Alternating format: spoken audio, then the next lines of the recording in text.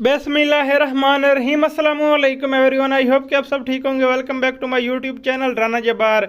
जैसा कि आज 1 जून 2023 है और थाईलैटरी रिजल्ट के हवाले से आपको लेटेस्ट अपडेट देने वाला हूं। जैसा कि आपको पता है कि एक नंबर लॉन्च्ड होता है, फिर थोड़ी देर गुजरती है, फिर एक नंबर आता है तो मुकम्मल रिजल्ट तकरीबन 1:30 बजे के करीब बनता है। तो अभी मुकम्मल रिज़ल्ट नहीं आया। अगर आपका नंबर इसमें शो नहीं होता तो आपने परेशान नहीं होना, क्योंकि मुकम्मल रिज़ल्ट आना अभी बाकी है।